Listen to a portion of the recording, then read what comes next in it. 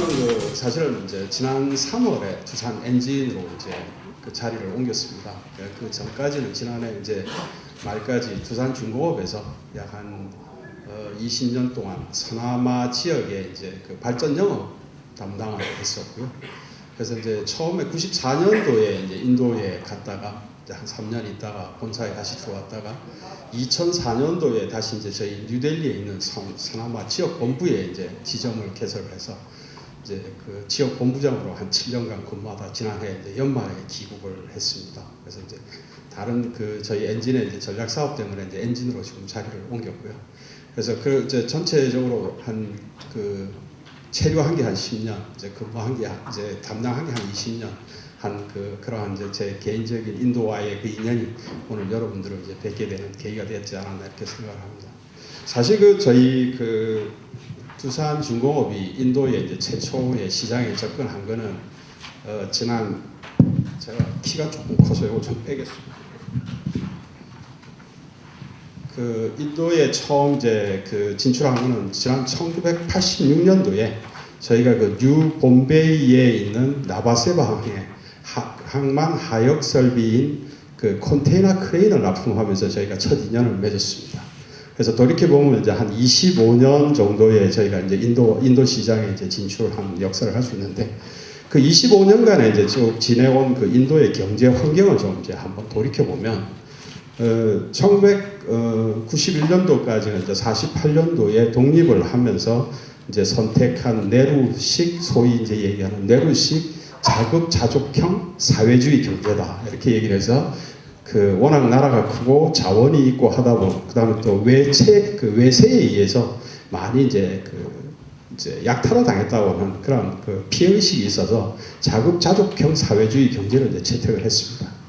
그러다가 이제 91년도 한 5월경 된 걸로 제가 기억을 하는데 이제 외환 보유고가 11억 불로 떨어지면서 이제 그 외환 위기를 맞게 되고 외환 위기를 맞게 되다 보니까 급하게 이제 도움을 청하러 간 것이 IMF와 월드뱅크로 갔는데 그 IMF와 월드뱅크가 다 미국이 이제 컨트롤을 하고 있다 보니까 인도가 그동안 뭐 제3세계 냉방이다 그 동네 그 전 세계 달동네들 다 모아가지고 유엔에서 말 많고 하던 것이 이제 미국이 굉장히 미웠는데 안 그래도 이제 쫓아오니까 그러면 시장 개방을 하고 자유무역 경제를 받아들이는 걸로 해서 지원을 하겠다 해서 92년도에 이제 허겁지겁 이제 그 시장 개방을 하게 됩니다.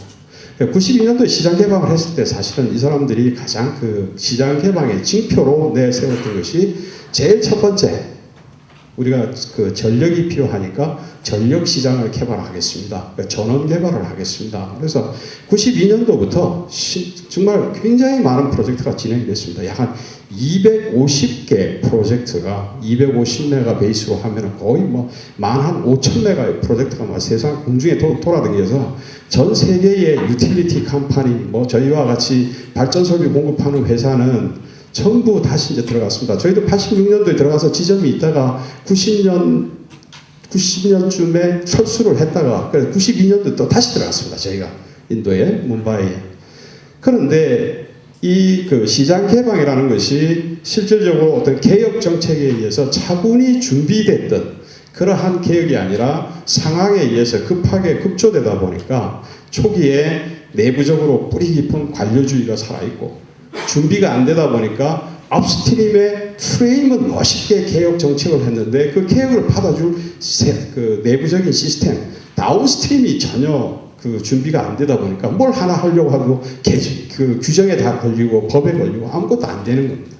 거기다가 뭐 그 정치적으로도 굉장히 또 혼란하기도 했었지만 또 이 인도는 지방자치제가 잘 발달되어 있어가지고 리더십의 부재라든가 뭐 이러한 그 여러 가지 내부 요인이 결국은 이제 경제 그 개혁이 실패로 돌아갑니다. 어느 정도 실패로 돌아가느냐 하면 그 저희가 발전이니까 제가 발전을 기준으로 말씀드리겠습니다. 발전 설비에 2000년대 중반까지 평균 1년에 2,000 내지 3,000메가 정도가 나왔습니다. 그럼 2,000메가, 3,000메가가 혹시 이제 그 기준이 잘 안 잡히실 텐데 저희 나라가 발전소를 그 하나 영흥에 발전소를 2개씩 짝을 지어서 짓습니다. 그러면 여기 하나가 800메가니까 1600메가입니다. 하나 짓는데 그러니까 저희 나라가 1년에 짓는 발전소 양도 안 되는 겁니다. 중국이 비슷한 시기에 발전 설비를 전원 개발을 1년에 4만에서 6만 메가씩을 했습니다. 그러니까 중국 패턴으로 보면은 20분의 1, 30분의 1분이 안 되는. 그러니까 완전히 경제 정책이 실패를 하고 90년대 초반에 외국 기업들이 다 떠나갑니다. 거기다가 엎치대 덮친 격으로 여러분들께서 항상 바이블 같이 생각하시는 엔론 사태가 팍 터지면서 엔론 사태로 인해서 모든 것이 이제 수포로 들어가고 다 떠나고 이제 2000년대 초반에 거의 외국 기업들이 다 떠나고 저희도 2000년대 초반에 다시 지점을 철수를 했습니다. 그러다가 이제 2000년대 중반부터 2003년도에 이제 신전력법을 제정을 하고 또 다운스트림도 좀 교정을 하고 정권이 또 다시 BJP에서 콩그레스로 바뀌고 하면서 정권에서 이제 새로운 그 개혁 정책 드라이브를 하면서 2000년대 중반, 2005년대부터 본격적으로 이제 IT 산업이 굉장히 육성을 하고 또 그 비즈니스, 오퍼레이션 서비스 비즈니스, 소위 그 콜센터 같은 이런 거 하는 거죠. 그런 데에서 이제 수입이 늘어나고 외국인들도 좀 돌아오고 하면서 굉장히 이제 활성화돼서 전체적인 경제 환경을 보면 48년부터 이제 암흑기와 같이 지냈던 91년, 92년부터 이제 개혁이 돼서 2000년대 중반까지 개혁 도입기, 그 다음에 2000년대 중반부터 이제 본격적인 개혁이 일어나서 지금은 저희가 이렇게 보면은 제가 저희 직원들한테 그럽니다. 지금은 천국과 같다 이렇게 얘기를 했습니다. 있을 때. 그럼에도 불구하고 사실 여러분들은 지금 아마 마음속에 인도하면 굉장히 마음속에 걱정과 우려와 들어가서 또 인도 사람들 이렇다는데 인도는 이렇다는데 굉장히 많은 걱정을 하고 계시지 않을까 싶습니다. 제가 인도에 있을 때 이제 아마 그 시간이 좀 오래 있다 보니까 여러분들이 오셔서 이제 자문을 구하시는 분 많습니다. 그래서 그분들한테도 저도 그렇게 얘기를 합니다. 인도 대표적으로 아직도 대단히 고비용, 그러나 저효율 국가입니다. 아직도. 그렇지만 과거에 비하면 굉장히 획기적으로 발전돼 가고 있기 때문에 여러 가지로 고려는 하시되, 예를 들어서 중국에 갔더니 시장이 지금 시원찮아서 올해 어떻게 당장 수주 목표를 채워야 되니까 급하게 뭐 하나 하고 들고 오셔가지고 이거 될까 안 될까 단기 성과를 목표로 해서 오시면은 초조하면 당합니다. 여기는 절대 단기 성과 누리지 마시고, 또 어떤 분 그런 얘기 하십니다. 중국의 패턴을 보니까 이 정도 되면 뭐 이 정도 올라갈 거다. 그래서 뭐 수요가 얼마지다. 그 인도는 앞에 우리 저 맥스틴의 그 김 박사께서도 말씀하셨지만, 인도는 그 민족 간의 구성도 다르고 결속력도 다르고 역사적인, 인도는 48년도까지 단 한 번도 통일 국가를 이룬 적이 없습니다. 역사적인 그 지배 구조도 다르고 정치 구조도 다르고 힘의 구심점도 없고, 그래서 결코 인도는 중국의 성장 패턴을 따라가지 못한다, 안 한다 하는 것이 일반적인 그 개념이기 때문에 중국의 성장 패턴에 자꾸 대입을 해서 모델로 생각하시는 것은 조금 위험하시지 않을까 생각을 합니다. 근데 제가 지금 사실 이런 말씀을 드리지만 여러분들께서도 이제 인도에 대해서는 워낙 많이 이제 언론에 알려져 있어서 여러분들도 이미 다 아십니다. 이 내용, 이런 내용을 다 알기 때문에 이거를 다시 반복을 해서 이제 뭐 갈까 말까 하는 얘기는 아니실 것 같고요. 그러한 환경이 실질적으로 그렇다 하더라도 12억 인구의 자원을 가지고 있는 대국에 앞으로 미래 성장 가능성에 대해서는 어느 정도 검증이 된 상황이니까 지금은 이거는 그러한 그 어떤 그 엔트리 월을 어떻게 넘어갈 거냐 하는 것이 여러분들 마음속에 지금 가지고 있는 숙제 아니시겠습니까? 그래서 그런 부분을 이제 한번 짚어보도록 하겠습니다. 죄송합니다. 이거 제가 이 뭐 그 내용이 이제 그런 내용이라는데 여러 가지 좀 서툽니다 아직도. 제가 개인적으로 이제 여러분들이 이제 인도에 들어가실 때 어떤 패턴으로 이제 들어갈 거냐 하는 것을 한번 짚어봤습니다. 뭐 실질적으로 제가 뭐 소비자나 마케팅을 공부한 것이 아니고 저는 뭐 기계공학을 했기 때문에 이런 마케팅 쪽으로 잘 알지 못해서 제가 대체적으로 여러분들이 인도에 진출하신다면 어떤 패턴일까에 대해서 이제 고민을 좀 해봤습니다. 아마 여러분들이 생각하실 수 있는 건 이제 단순히 수출 시장으로 이제 좀 고민을 하실 수 있지 않을까 이렇게 생각이 됩니다. 그렇지 않으면은 제작 기반을 수반한 이제 진출을 생각하실 수 있을 것 같습니다.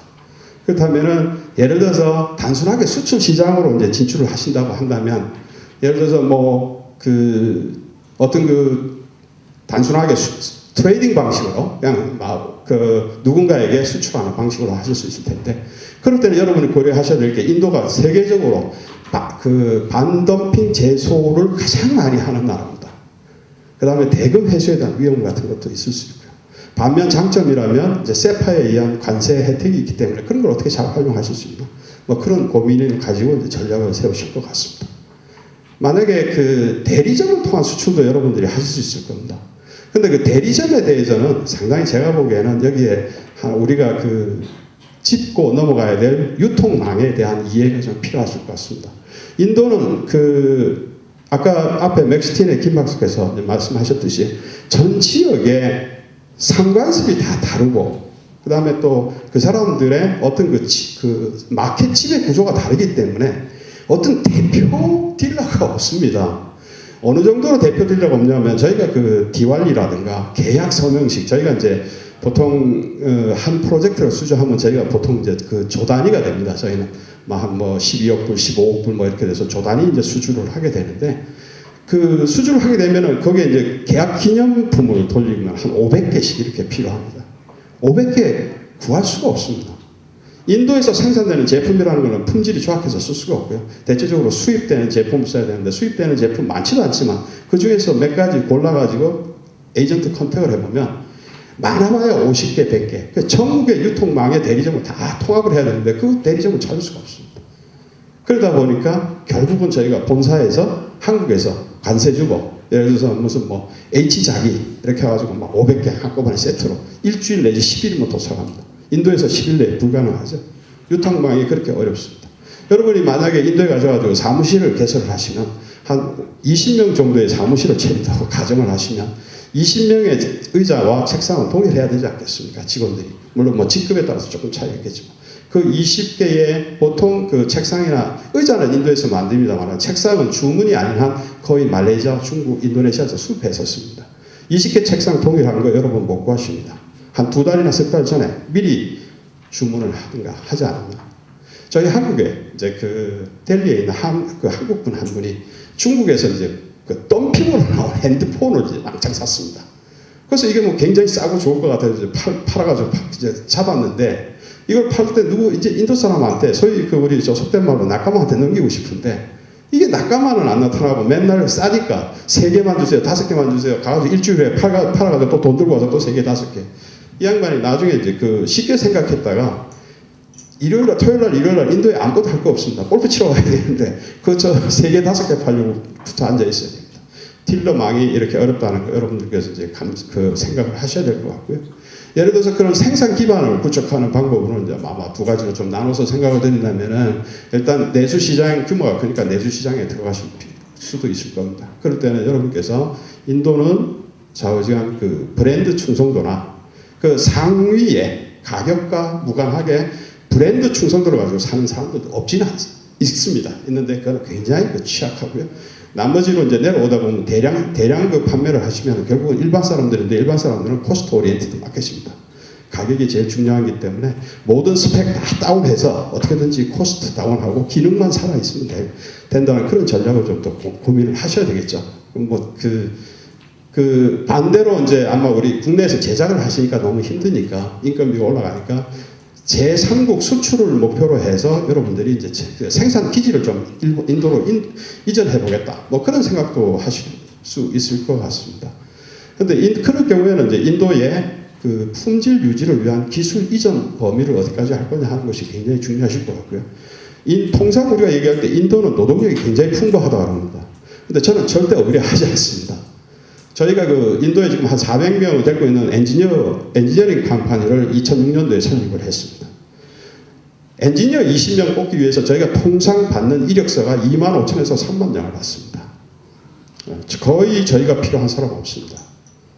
굉장히 어렵고요. 그래서 인도의 노동력이라는 것은 엄격하게 말씀을 드리면 부족 노동력이 엄청 많은 거지 가용 노동력은 대단히 제한되어 있다. 이렇게 이해를 하셔야 됩니다. 실질적으로 여러분들이 가셔가지고 하다못해 회계하는 친구 뭐 이런 정도 하나를 뽑으려고 하셔도 그렇게 쉽게 퀄리파이 된 직원을 찾기도 어렵고, 그 다음에 보통 뭐 인도에서 25만원, 30만원, 100불, 200불이면 그거는 저 밑에 정말 아무 기능 없는 인원이고, 조금 기능이 필요로 하는 인원은 굉장히 비쌉니다. 산업화 경력이 작기 때문에 훈련된 인원이 없고 또 저희 가만히 돌이켜 생각하시면 저희가 산업화 과정에서 한창 무르익을 때 저희는 직업훈련소다 각 기업들이 또 직군소를 또 따로 가지고 굉장히 사회적으로 인력 훈련 투자를 했지만 인도는 아직 그런 시스템이 없습니다.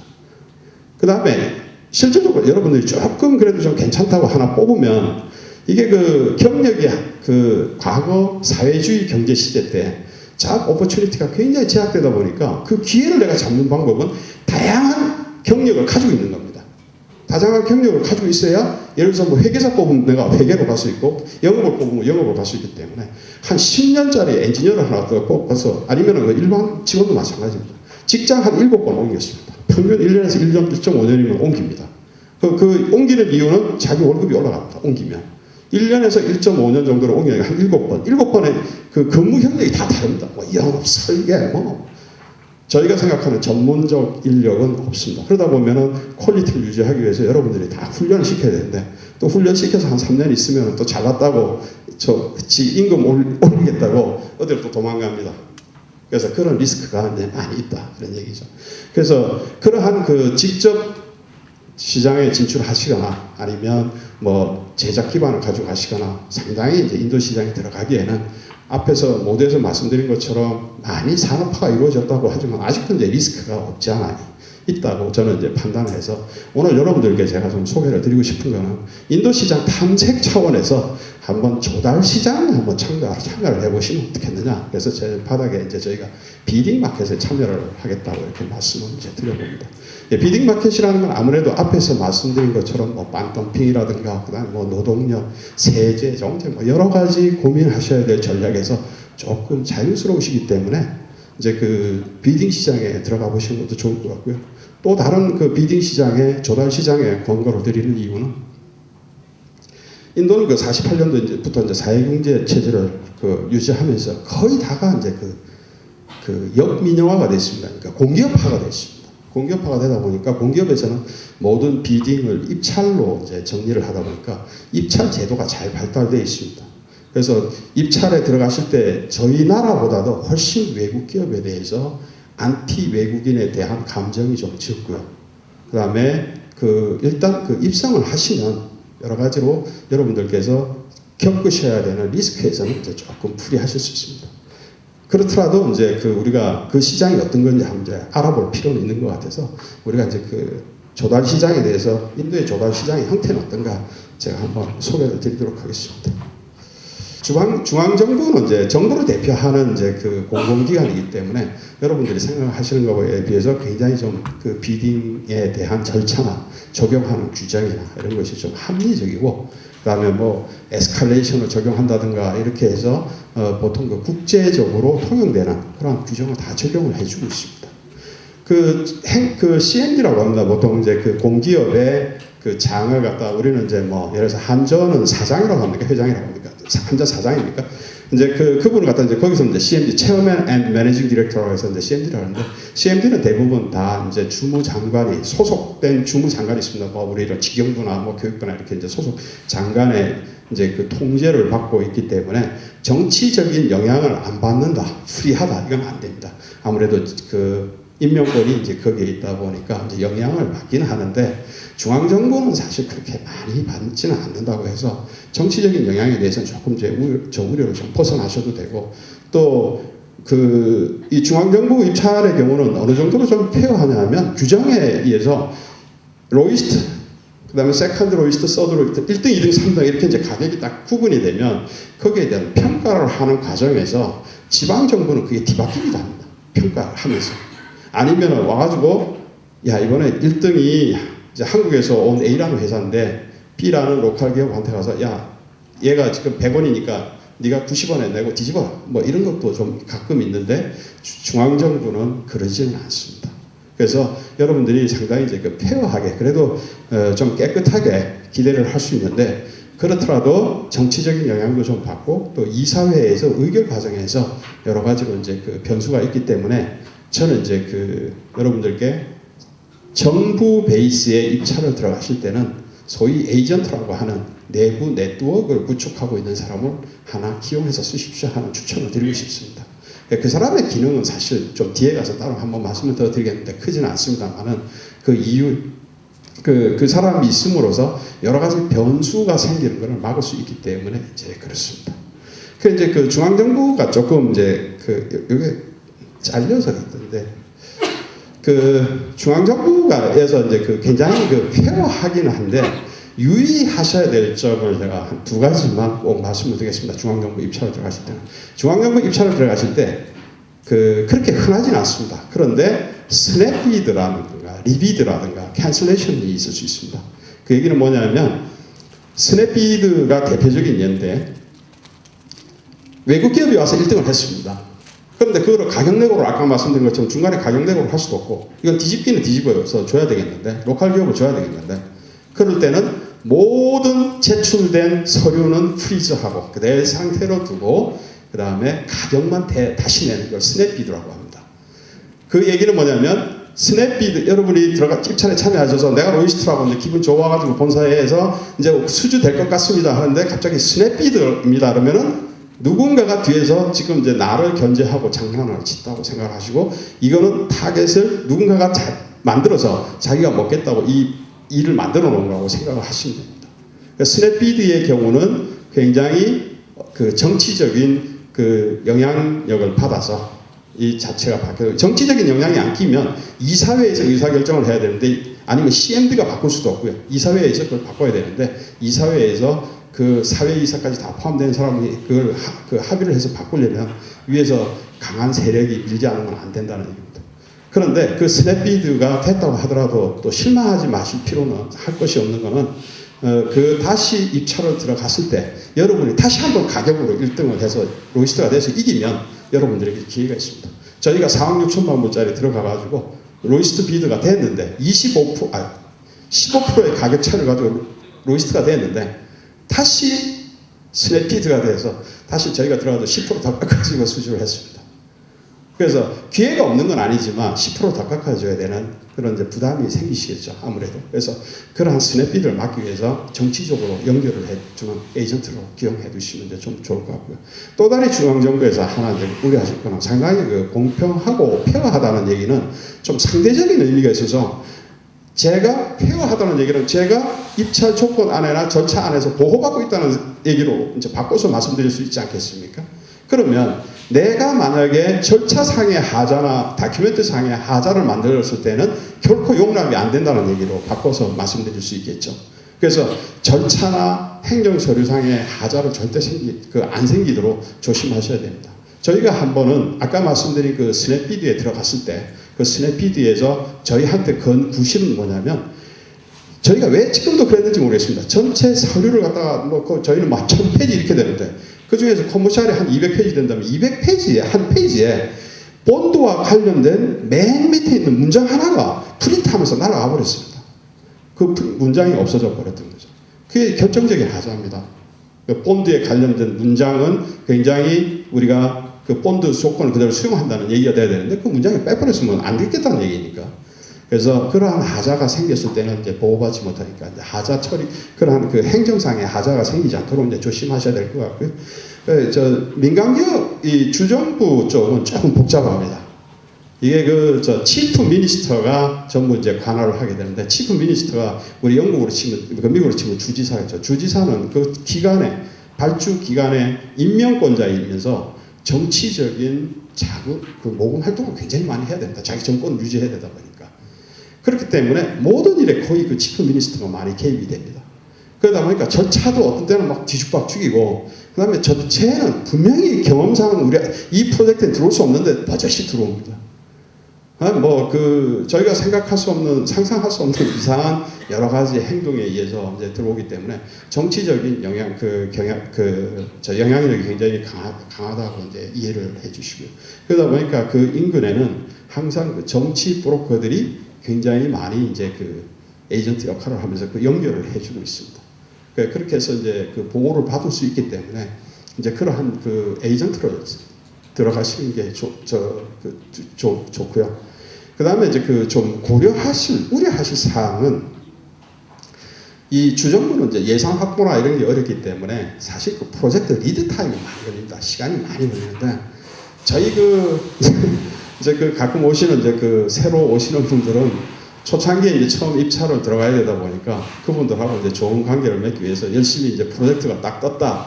이제 그러면은 주무 부서에서 부릅니다. 우리 이런 거 합니다. 가격 내세요. 스펙 내세요. 그리고 이제 아주 뷰티풀한 스케줄 냅니다. 3개월 내에 다 검토가 끝나면은 바로 4개월째 공사 착수합니다. 그래서 굉장히 이제 사람을 엑사이팅 시켜놓고, 그래서 이제 자료도 받고 열심히 진행하니까 여러분들 어떻게 하시겠습니까? 무조건 쫓아가가지고 한 달에 한 번씩도 가고, 한국에서 거기까지 비행기 타고 왔다 갔다 하면서 설명하고, 가서 선물 사다 주고 열심히 합니다. 그런데 이 주정부는 예산 확보라든가 프로젝트 진행에 여러 가지 걸림돌이 많이 있습니다. 중앙정부 승인을 받는 데에도 또 시간이 많이 걸릴 때도 있고요. 그래서 이 주무부서에 처음에 이 사람이 자기 일을 끝내기 위해서 여러분을 막 흥분을 시켜가지고 일을 만들게 해놓고, 자기가 이제 전체를 자료가 끝나면 상부에 결제를 올립니다. 그때부터 올라갔다가 자기한테 다시 내려올 때까지는 이 사람 발작 끼고 있는데, 이 사람은 너무 잘 압니다. 그게 언제 돌아올지는 10만이 안다는 걸 너무 잘 알기 때문에 그냥 쳐다봅니다. 그래서 앞에서 한 3개월 여러분께서 막 마음이 달았던 자세로 열심히 쫓아다니고 한 2, 3개월 더 가봤더니 3개월 후에 가든 4개월 후에 가든 한 발도 진행이 안 됩니다. 그러다 보면 이제 여러분 지쳐서 이제 뒤에 앉아 계시겠죠. 그러다가 어디서 다시 살아났대. 왜냐하면 거기서 이제 승인이 나서 되돌아오면은 이 사람은 또 열심히 일을 합니다. 열심히 해서 또 진전이 되겠죠. 그 진전이. 그래서 승인이 났대. 그래서 쫓아가 봅니다. 근데 지난번에 좀 속은 게 있기 때문에 바로 안 가고 급한 거 처리해놓고 한두 달 뒤에 괜찮겠지 하면 이미 저만큼 가서 제가 들어갈 수 없는 상황이 되어 있습니다. 제가 말씀드리는 포인트는 주정부 입찰 들어갈 때 그러한 내부적인 문제가 있기 때문에 완급 조정을 잘 하셔서 내가 얼만큼 정성을 쏟아야 되냐, 이거를 내가 정말 목숨 걸어야 할 때냐, 이런 거에 대한 완급 조절을 이제 잘 하셔야 될 것 같습니다. 그 다음에 한 가지만 더 드리면, 여러분들이 혹시 이제 인도 기업과 경쟁을 하기 위해서 이제 신기술을 가지고 이제 들어가시겠다 하는 전략을 가지고 계시는 분도 있을 수 있지 않겠습니까? 신기술을 가지고 들어갈 때는 구성원들이, 중앙정부 구성원은 굉장히 프라이드도 세고, 그 다음에 자기가 아는 거에 대해서 잘 바꾸려고 하지 않습니다. 그래서 그러한 기술을 가지고 인도에서 시장을 로컬 해보고 싶으면 주정부 쪽으로 가시면 좀 쉽습니다. 주정부는 아무래도 정치적인 영향에 의해서 변화도 많고, 또 주정부의 엔지니어들이나 이 구성원들이 조금 약합니다. 그래서 약해서 여러 가지 좀 쉽기 때문에 그쪽으로 들어가시는 게 좋고요.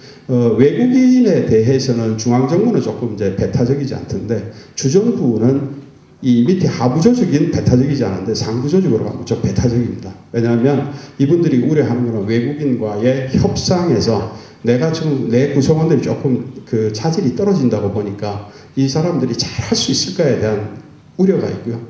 특히 또 서양 사람들이 와가지고 조금 작은 거라도 계약에서 잘못된 거를 가지고 걸고 소송을 걸고 이런 일도 많고, 또 외국 기업에다가 이제 발주를 주게 되면 로컬의 야당, 언론, 로컬 기업들이 굉장히 반발을 많이 하고 국회에 불르고 하다 보면 이 주정부의 근로자들이 자기 스스로 방어할 능력이 없기 때문에 굉장히 좀 싫어합니다. 그래서 주정부에 들어갈 때는 아까 말씀드린 것처럼 꼭 프로텍션을 받을 수 있는 한 분을 좀 연결을 해서 이제 가시는 게 좋을 것 같습니다.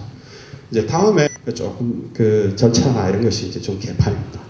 그래서 인도에서 민간 기업에 입찰을 들어가시면 99% 입찰 결과가 내 수주와 전혀 무관하다고 생각을 하시고 들어가면 됩니다.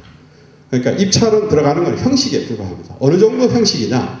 저희가 입찰에 들어가면 1등부터 6등까지 입찰을 오픈을 깨끗하게 해놓고 1등부터 6등까지 그로부터 한 3개월 안에 계속 부릅니다. 1등부터 6등까지 다. 그렇게 해서 1차로 정해지면 한 3개 회사 정도 남아 있습니다. 그 3개가 정말 제가 기업을 말씀드려서 좀 죄송한데, 남는 데가 주로 과거에 저희가 영업할 때 현대, 삼성, 저희 이렇게 셋이 남습니다. 다른 외국의 기업은 다 이제 물러나죠. 그러면 방에다가 하나씩 넣어놓고 얼마 깎을래? 5%. 또 다음 방에 가서 5% 깎았는데 너는 7% 깎았는데 얼마? 그 피가 말리게 이제 내고를 합니다. 그래서 처음에 입찰 들어가실 때, 야, 이거 입찰인데 그냥 오픈한다는데 그날 그러면서 여러분의 베스트 가격을 써내면 1라운드에서 여러분들은 가방 싸고 가셔야 됩니다. 내고 해줄 게 없으니까. 최고 가격을 써내면 기회가 없다. 최고 가격을 써내도 그 다음날 1위보다 좋은 가격 써내면은 예를 들어서 최고 가격보다 한 200배 써내도 이 로이스트 비드보다 가격을 싸게 내겠다 하면 오라고 합니다. 더 심지어는 그때 입찰에 참여하지 않은 중국 업체가 내겠다는 그때도 오라고 합니다. 그 민간 입찰은 항상 그런 부분에 대해서 조심을 하셔야 될 것 같고요. 그 다음에 그 민간 기업에서는 또 유의하실 부분이 조직 자체가 대단히 슬림합니다. 이제 공기업에 가서 프레젠테이션 하겠다 그러면은 한 20명, 30명 합니다. 그래서 뭐 저희가 갈 때 뭐 선물도 한 2, 30개 이렇게 가져야 되는데 슬림하기 때문에 대체적으로 여러분이 하시는 건 실무 담당자 한두 명, 그 밑에 책임자, 그 다음에 회장 이렇게 연결이 될 겁니다. 여러분들이 계속 일을 하는 파트너는 실무 책임자가 될 겁니다. 뭐 주로 그 아마 우리로 치면 부사장 뭐 이런 정도 사람하고 이제 얘기를 하게 될 텐데, 그럼 친숙하다 보니까 가격 내고도 그분하고 합니다. 절대 금물이십니다. 인도에서는 실무적인 일 외에, 그러니까 인도의 조직 구조는 체어맨과 실무 책임자는 실무적인 일만 책임을 지는 거지 주요 의사결정은 전부 이제 그 체어맨이 하기 때문에 체어맨하고 직접 하셔야 됩니다. 그래서 가능한 한 나중에 그 가격을 뭐 협의를 해야 된다든가 이럴 때는 체어맨하고 같이 얘기를 하자. 거꾸로 여러분께서 예를 들어서 그 가격을 우리가 20% 깎을게. 그럼 우리 뭐 저 실무 책임자가 야 옆에가 뭐 걔가 뭐 12% 그래 나는 14% 그런 얘기를 하시면 이 사람이 말을 잘하겠죠. 회장한테. 근데 회장은 거꾸로 생각합니다. 아, 니들 둘이서 뭔가 지금 짜고 뭘 얘기를 하면서 그러면 이 사람이 와가지고 한 20% 까라고 뭐 거꾸로 하든가 아니면 얘는 빼 이렇게 될 경우가 많이 있습니다. 그래서 가능하면 실무자, 저희 나라의 정서상 우리나라는 남의 회사에 가서 윗사람한테부터 가는 것은 대단히 신뢰죠. 그런데 인도에서는 그러한 중요일은 위에서 올라가서 윗사람이 실무 책임자를 불러서 이렇다니까 협의해봐 하는 걸 실무 책임자도 더 좋아합니다. 그래서 그런 걸 염두에 두시고 민간기업은 이제 참여하시면 좋을 것 같고요. 다음에 한 번 더 얘기를 할 건데 시간이 안 될지 몰라서 미리 꼭 리마인드 시켜드리고 싶은 거는 수금이 보통 그 유보금이라는 걸 두게 되시죠. 유보금은 안 주는 경우가 많습니다. 그래서 가능한 유보금은 어떻게든지 본드나 다른 대체 그 보증으로 가시고 캐시 그 리텐션은 안 하시는 게 좋습니다. 인도에 저희가 이제 그 보통 그 집을 세를 사면 전체 이제 한 3년 살면 3개월치 시큐리티 머니라는 걸 넣습니다. 보증금을 넣습니다. 이제 집에 하자가 생기면 이제 뛰는 건데 그거 외국인 가는데 절대 안 줍니다. 거의 안 주려고 그러죠. 그래서 저희가 이제 저 한인 사회에서 서로 연구를 해서 방향을 정했습니다. 그거 어떻게 하면 좋겠냐, 어떻게 하면 좋겠냐. 한 사람이 좋은 안을 내서 실질적으로 성공했습니다. 시큐리티 안 준다. 이사 가는 날 빈 박스에다가 신문지 잔뜩 넣었습니다. 그리고 방 몇 군데다 이렇게 놔두고 자물쇠 잠그고 나왔습니다. 자물쇠 달라. 나 물건이 아직 있어서 자물쇠 못 주겠다. 이사 가는데 왜 물건을 남겨놓고 가냐. 네가 시큐리티 안 줘서 그렇다. 이 사람 그 문 따고 들어가면 형사처벌 받죠. 남의 집 무단 침입이니까. 소송으로 가면은 한 4, 5년 그 집 세 못 놓습니다. 시큐리티 줍니다. 예. 그러한 정서가 인도 사람들한테 있기 때문에 리텐션을 그렇다고 여러분들이 리텐션을 소송으로 갈 수는 없으니까 가능한 리텐션은 안 두시는 게 이제 그 유용하다고 이렇게 말씀을 드리겠습니다. 대강 이제 그 입찰 환경은 이렇다고 이제 저희가 볼 수 있겠고요. 그러면 이제 그 입찰에 참여를 하셔야 되는데 입찰 참여 전략은 어떻게 세우실 것인가 이렇게 하는 것이 이제 궁금하실 겁니다.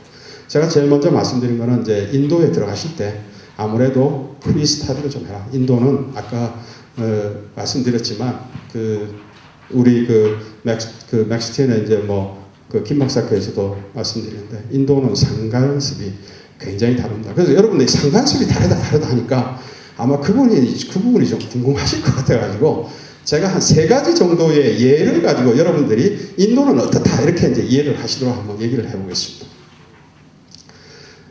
인도는 인도의 사회 가치관을 구성하는 큰 3대 요소가 있다고 저희가 통상 얘기를 합니다. 그것이 힌두교에 의한 종교적 철학, 종교적 철학가.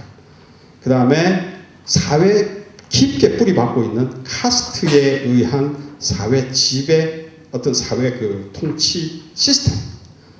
그 다음에 외세에 너무 시달리다 보니까 그 외세에 의해서 살아남는 비법.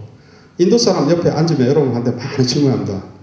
인도 영어 재밌습니다. Where are you from? 그렇게 안 합니다. 인도는. Are you from where? 저희 아이가 맨날 인도는 굉장히 영어를 재밌게 한다고 이렇게 얘기를 합니다. 그러면서 물어봅니다. 계속 물어봅니다. 가족은 얼마냐? 탐색입니다. 왜냐? 외국인이니까. 이 사람이 나한테 도움이 되느냐? 나한테 해가 되느냐? 그러한 것을 굉장히 받습니다. 그래서 그 인도인들이 가지고 있는 그런 외세에 의한 이제 그러한 여러 가지 영향이 있는데 그 중에서 오늘 이제 시간이 없으니까 제일 중요한 한 가지 힌두교에 대한 것만 하나 얘기를 하겠습니다. 힌두교에서는 인간이 살아가는데 네 가지의 과정을 거쳐야 된다고 얘기를 합니다. 그 네 가지가 이제 다르마라고 해서 자기 의무와 책임을 다 하는 겁니다. 의무와 책임이라는 건 굉장히 광범위합니다. 자기가 까르마가 업보가 잘못돼가지고 자기 태어난 카스트에 맞는 자기 신분으로서 왜 인도 사람이 폭동이 없겠습니까? 그 많은 불가촉 천민들이 폭동이 없는 이유가 그 사람이 자기가 불가촉 천민으로 태어난 거는 자기 까르마 때문에 그렇고 이 까르마를 자기가 이스승해서 다르마를 하면 다음에 윤회를 할 때는 좋은 세상에 간다. 이제 그러한 철학이 남아있기 때문에 그렇겠죠. 그래서 다르마가 있고, 그 다음에 아르따라고 있습니다. 아르따라는 게 재와 부를 축적하는데, 재와 부를 축적하는 건 뭐냐면, 내가 많은 돈을 벌어서 신에게 더 많은 재물을 바치고, 우리 가족들을 먹여 살리고, 사회에 봉헌을 해야 되는 그 의무를 아르따라고 합니다. 그 다음에 이 사람들이 이제 까마라고 해서 나중에 결혼을 해서 아이를 놓고 하는 걸 갖다 이제 좀 그러니까 즐기는 걸로 이제 까마라고 하고, 그걸 하면 목샤라고 해서 이제 해탈을 합니다. 그 해탈의 시기가 보통 한 40, 50대쯤 되기 때문에 한 40, 50대쯤 되면은 이 사람들이 집을 출가를 해서 전국을 배회하다가 겐지스 강가의 먼산바오라고 하면서 이제 죽는 기간 기다리고 있는 것이 이제 인도의 통상적인 얘기인데, 그 중에서도 아르따에 대한 얘기를 잠깐 좀 드리겠습니다. 아르따라는 것은 자기가 재물을 불리는 거기 때문에, 재물을 불리는 데에는 수단과 방법이 있을 수가 없습니다. 나의 아르따 다르마는 부를 만드는 거죠. 그래서 부를 만드는 데에 내가 거짓말을 하고 돌아서서 그러한 아까와 같은 시큐리티 마니를 안 주고, 그 다음에 또 내가 좀 속이고, 그 다음에 이런 것이 도덕적 개념에서 전혀 잘못된 도덕관념이 아닙니다.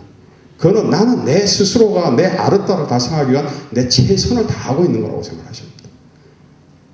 여러분들 그 상황 한번 만나면 돌아서서 굉장히 이제 욕 많이 하시게 되겠죠. 조금 다른 시각에서 한번 보겠습니다.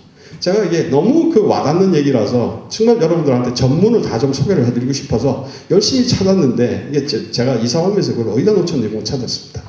인도의 사회학 박사학위를 받으러 오신 어느 여자분이 이제 한인 회보에다가 이제 기고를 한 글인데, 인도의 이제 단트라 반츠라는 반지. 제가 이걸 외우려고 딴따라 반지라고 하는데, 정확한 말로 탄트라 반지라는 건 5가지입니다. 5이라는 것은 반지인데, 이제 그 설화에 나오는 얘기입니다. 이 설화는 뭐라고 얘기를 하냐면, 인간의 삶의 가치에서 돈이라는 포션이 차지하는 이제 중요성은 굉장히 낮다. 그렇지만 이 돈이라는 것은 어제까지 나를 몰랐던 내 이웃이 나와 알기를 원하고, 어제까지 나를 존경하지 않던 사람이 내 앞에서 무릎을 꿇고 나를 존경하게 만드는 것이 돈이다. 그래서 돈을 만들어야 되는데, 돈을 만드는 방법이 어떻게 되느냐. 5가지 설명하는데 제가 중간에 2가지는 모르겠습니다. 첫 번째는 리퀴드 비즈니스야. 오일, 향료 이런 비즈니스를 해라. 제가 해석하기는 이거 속이기 좋다. 두 번째는 전당 사업을 해라. 하여튼 그런 얘기가 있고, 5번째가 재밌는 얘기입니다. 5번째가 어제 왔던 손님에게 오늘의 이익률을 높여라. 왜? 어제 왔던 손님이 오늘 다시 온다는 것은 내가 제공한 서비스, 가격, 뭐든지 저 사람한테 충분한 만족을 줬기 때문에 그 만족에 대한 대가로 내가 조금 더 높게 불러도 저 사람은 또 사서 아무리 내가 비싸게 불러도 돌아갈 때는 이 사람은 거기에 대해서 만족을 했다면 그거는 정당한 가격이라고 생각을 하는 겁니다. 그래서 여러분들 굉장히 그건 그 쥐어 짭니다. 그죠? 여러분들 쥐어 짰는데 도덕적으로 잘못된 게 아닙니다. 그 사람들은 그렇게 해서 쥐어 짜서 내 다르마도 아리따도 달성을 하고, 그죠? 뭐 상대에게 제가 가격을 이제 나한테 와서 쥐어 짜더라도 나한테 다시 온다는 얘기는 내가 여러 가지를 사주는 거에 대해서 고맙게 생각을 하는 거 아니냐. 세 번째로 여러분들이 제일 헷갈리시는 no problem. 인도 사람 몇 마디 얘기하시면 no problem sir. 여러분들 아주 너무 좋아하시죠? 가셔서 물어보시면 내일까지 그러면 LOI 발급해서 계약할 거냐? no problem. 그 사람 권한도 없습니다. 그래서 여러분 만약에 본사에다가 내일까지 이제 LOI 발급한답니다. 그래서 전문 팔 날리고 이제 집에 가서 발 뻗고 호텔에 들어가서 주무셨다가 그거 몇 달 후에도 안 나오고 본사에서 두고 바보처럼 찌소리 듣습니다. no problem은 영어적인 의미로는 문제가 없다는 뜻이지만 실질적으로 인도에서 통성적으로 통용되는 의미는 그럴 때는 자기네가 비즈니스를 이렇게 하다가 답변하기 곤란할 때 no problem. 네가 말하는 취지는 내가 알겠답니다. 그런데 그러한 문화적인 이해가 안 되면 돌아서서 욕 엄청 합니다. 평생 인도 놈들 하면 육두문자 날리고 사셔야 됩니다. 그런데 그런 문화를 이해를 안 하시게 되면 인도 비즈니스는 굉장히 어렵기 때문에 첫 번째 인도 시장에 들어가시기 전에 이러한 문화에 대해서 좀 더 연구하시고 고민을 하셔서 인도 시장이라는 것은 실질적으로 그 사람들의 문화나 가치관이나 상관습이 잘못된 것이 아니라 우리와 기독교나 유교 정서에 잘 몸에 배 있는 우리의 사회 가치관과 정서가 다를 뿐이지 그 사람들의 사회 가치관이 다르지 않기 때문에 시장에 진출을 하시는 데에 그거를 극복하기 위한 노력이 필요한 거지 그거를 콘스테인으로 아니면 엔트리월로 생각을 하셔서 주저하실 필요는 없지 않겠느냐 이렇게 생각합니다. 그런 부분에 대해서 좀 사전에 입찰을 들어가시고 싶은 곳에 인도에서는 정보를 구하기가 굉장히 쉽습니다. 정보를 구하기가 굉장히 쉽기 때문에 앞에 선행 계약사의 계약서도 좀 구해보시고 그러한 활동을 통하셔가지고 얘네들이 문장은 영어로 써놓은 거는 여러분이 해석하시는 거와 그 사람들이 해석하는 게 다르다는 걸 여러분들이 생각하셔야 됩니다. 그래서 그것이 왜 이렇게 쓰여져 있는데 저렇게 됐을까? 해석의 방법이 다르구나 하는 거 이런 걸 미리 한 6개월에서 1년간 도상훈련을 하시고 들어가시는 게 조금 더 효과적이지 않을까 하는 생각이 있습니다.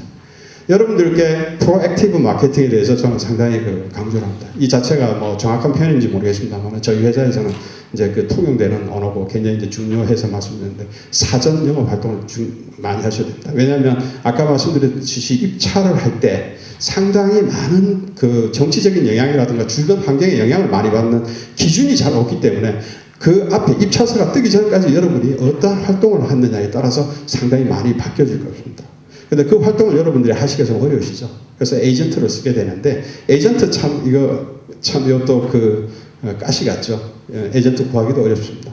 인도에서 대체로 에이전트를 한 몇 가지로 구분해서 제가 말씀드릴 테니까 하실 때 좀 고려를 하십시오.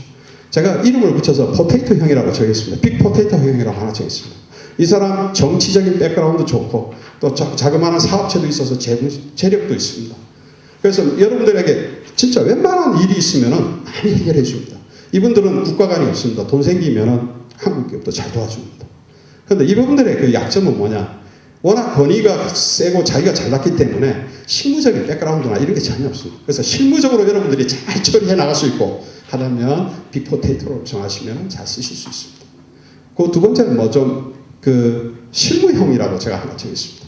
실무형은 조금 작은 에이전트 같은데 오파상 같은 데죠. 이 사람들이 대체적으로 발주 기관에 소속된 직원을 채용을 하든가 아니면 이 사람 자체가 거기 출신이고 이래서 실무적으로 굉장히 잘합니다. 여러분들이 영어 쓸 때 그렇게 쓰면 빠꾸 맞아. 이렇게 써 저렇게 써. 아주 잘 도와줍니다. 근데 큰일이 생기면 정치적인 백그라운드가 없어서 조금 도움받기 어려운 것이 약점이 있습니다.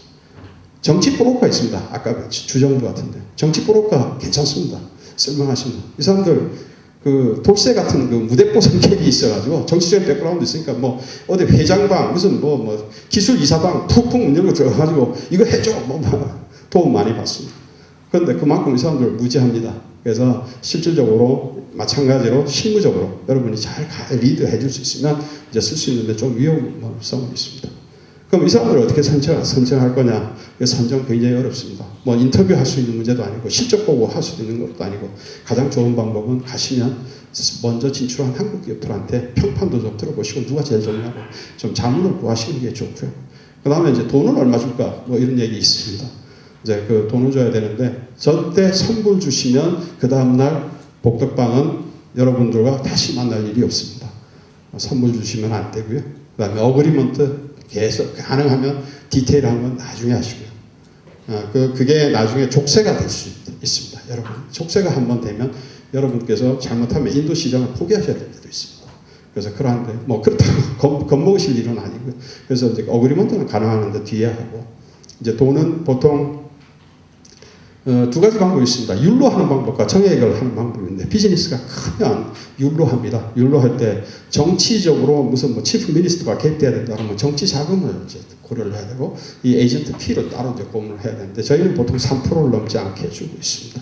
근데 여러분들 사업이 만약에 조금 적은 경우는 그 사람한테 율로다 주게 되면 율이 뭐 10% 20% 갈 수 있으니까 정액으로 뭐 10,000불이다 20,000불이다 성사 그 다음에 돈은 항상 성공불 베이스인데 성공불 베이스도 성공을 해서 내 주머니에 돈이 다 들어왔을 때 돈을 주는 겁니다. 받기 전에 돈을 주면 안 되는 거겠죠. 그래서 에이전트를 구해보시는 게 좋을 것 같고요. 에이전트를 구하시면은 사전에 이제 그 입찰서가 나오기 전에 게임의 룰을 정하게 되는데 게임의 룰을 정할 때 여러분들이 많이 개입을 하셔야 됩니다. 그래서 평가를 나중에 하게 되는데 평가에 예를 들어서 내가 연료 효율이 굉장히 좋다 그러면 연료 효율을 굉장히 평가를 많이 받게끔 작업을 하셔야 되고 나쁜 면은 좀 그것이 입찰에 들어가면 나중에 그거에 의해서 내 금액과 평가 금액을 합쳐서 L1을 따지기 때문에 그 평가하기 전에 그러한 여러분들의 원하는 룰을 정해서 많이 반영을 해야 되는데 그때 그 강도에 따라서 여러분들이 정하는 에이전트의 그레이드가 정해지면 될 겁니다.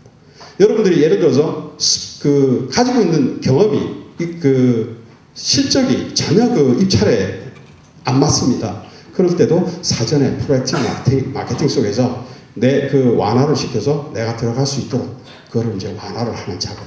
이러한 작업들을 인도에서는 되는 것도 없지만 안 되는 것도 없습니다. 그래서 예를 들어서 입찰이 내일인데 한 달 후인데 여러분은 입찰 준비가 하나도 안 됐습니다. 그래도 입찰 참여하십시오. 관심 있으시다면. 입찰 참여하실 때 여러 가지 디파인을 해야 될 기술적인 요소가 있으면은 to be clarified later. 나중에 하겠다. 평가하는 과정에 디스퀄리파이 시킬 수 있겠죠. 그거는 여러분들이 선임하신 정치 커넥터가 다 해결합니다. 그리고 평가 기간 동안에 여러분들이 많은 보완 자료를 내는 방법도 있습니다. 그래서 인도의 여러 가지를 한쪽으로 보면은 믿을 수 없고 있으니까 거짓말도 잘하고 도대체 이렇게 하지만 반대쪽에서 우리가 그런 상황이 있을 때는 굉장히 접근하기 좋은 시장입니다. 그래서 그런 쪽으로 프로액티브 마케팅에서 많이 이제 준비를 하시면 될 것 같고요. 실질적으로 이 인도는 대체적으로 핵심 추진 조직이 크지 않기 때문에 보통 지퍼 플랜이라든가 이런 마케팅에서 나오는 그러한 플랜이 잘 먹히지 않습니다. 그래서 잘 개념하지 않으시더라도 그 조직 안에 꼭 게이트키퍼가 있습니다. 나를 안티 우리 회사 있습니다. 그래서 그 부분은 좀 찾아서 잘 관리하셔야 할 필요가 있을 것 같고요. 그 다음에 입찰 과정에서 이제 중요한 거는 시간상 제가 중요한 거 한 가지만 좀 설명드리겠습니다. 코리젠담과 이제 비딩 컨디션 변경이라는 항목이 있는데 이제 코리젠담이라는 건 뭐냐면 입찰의 주요 결정 요인을 변경하는 겁니다. 예를 들면 어떤 A 타입의 실적을 2개 이상 가져야 내가 퀄리파이드 비더로 갈 수 있는데 누군가가 와서 이제 뒷장난을 칩니다. 입찰서는 다 발표가 됐는데 와서 보니까 나는 실적이 하나뿐이 없는데 들어가고 싶어. 그러면 정치적인 영향력을 동원을 해서 하나로 바꿉니다. 근데 그건 굉장히 중대한 변경입니다. 왜냐하면 입찰자의 제한을 무너뜨리는 거기 때문에 그러한 경우에 쓰는 용어가 코리젠담입니다. 그래서 코리젠담이 딱 떴다 이러면은 다시 스냅비드로 갔을 때처럼 여러분께서 이 어느 놈이 지금 장난을 하는지 파악을 하셔야 나의 주적이 있는 줄 아실 수 있겠죠. 네, 그러한 부분에 대해서 이제 조금 신경을 쓰셔야 되고 나머지는 실질적으로 이제 다른 규정이 이제 체인지되는 걸로 보시면 될 것 같습니다. 나머지 그 입찰 과정에서 이제 유의하실 점은 뭐 여러 가지 또 있는데 여러분들이 제일 두려워하시는 텍스 문제에 대해서만 한마디만 드리겠습니다. 텍스 문제 여러분들 많이 걱정을 하실 텐데 실질적으로 이제 그 인도의 과거 텍스는 굉장히 어렵습니다. 저희가 무슨 뭐 88년도에 저희가 이제 그 공급한 물품에 대해서 92년도에 텍스 오피스에서 클래리파이 하라고 막 오고 이랬습니다. 지금 저희가 98년도에 문제된 것이 뭐 지금도 아직 그 법정에서 계류가 돼가지고 아직도 지금 소송을 하고 있는 것도 있습니다. 그런데 아까 말씀드렸듯이 2000년대 중반 이후에는 이제 그 세제가 많이 그 개편이 돼서 이제는 그 VAT 아주 완전히 이제 적용을 하고 적용하지는 못하고 있지만 VAT 같은 걸로 해서 이제 많이 완화가 돼 있고 또 여러분들이 이제 사실 공급하는데 어려운 점이 이제 엑사이즈 듀티나 그다음에 무슨 이제 세일즈 텍스 같은 것이 이제 문제가 되는데 그것이 주마다 달라서 조금 있는데 그것이 그렇게 큰 데미지를 주진 않습니다. 그런데 유의하셔야 할 부분은 여러분들이 물건을 딱 FOB로 팔고 여기서 한국에서 돈만 받고 끝일 때는 사실 텍스 문제 그렇게 걸릴 게 없습니다. 그런데 가장 우리 한국 기업들이 인도에서 무서워하는 텍스는 공급을 했는데 가서 뭔가 우리 엔지니어가 와서 조립을 해야 돼요. 조립을 하려고 하다 보니까 케이블 한 개를 사야 됩니다. 이러한 때 법인세가 가장 큰 이슈가 있습니다. 그래서 그때는 그 법인세가 발생되는 요인은 여러분이 그 인도에 가서 내 소속의 직원이 뭔가 작업을 해야 될 때 그때 법인세에 해당되기 때문에 유의하셔야 됩니다.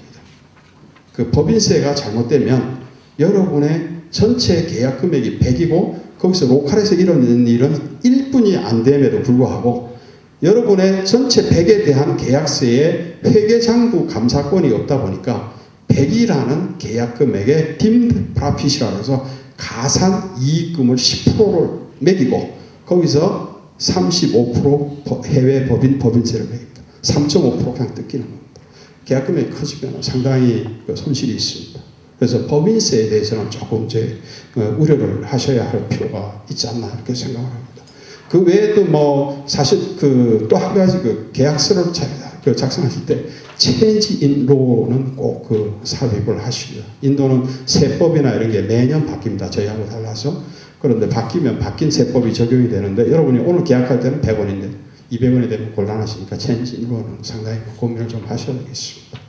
좀 더 다른 말씀도 더 드리고 싶은데 이제 제한된 시간이 있는 것 같아서 제가 중요한 포인트가 될 만한 거는 이렇게 이제 설명을 드리겠습니다. 사실 오늘 이제 이 자료를 준비하면서 저는 아까 모두에 말씀드렸듯이 20년 가까이 인도를 했고 또 한 10년을 거기서 살았고 하다 보니까 인도를 이제 친숙하게 생각을 하는데 여기 와 계신 분들은 사실 인도를 어떻게 생각하시고 마음속에 지금 가장 그렇게 가시같이 걸려있는 인도에 대한 이해는 어떤 것일까? 그거를 제가 조금이라도 이제 좀 도와드릴 수 있을까 하는 것이 상당히 걱정이 됐는데 하여튼 마치고 나서 보니까 드릴 말씀도 준비한 것도 많이 빼먹은 것 같고 그렇지만 하여튼 첫 강연에 나와서 시간을 50분을 다 채워서 설명드릴 수 있었다는 것도 좀 뿌듯하기도 하고 합니다. 그래서 마지막으로 여러분들 인도에 대해서는 결코 이렇게 마음속에 가지고 계시는 두려움으로 인도 시장을 멀리하지 마시고 그 사람들이 우리와 다른 거지 그 사람들이 특별하지 않습니다. 그래서 용기를 가지시고 인도의 시장에서 진출해서 많은 좋은 성과 내셨으면 좋을 것 같습니다.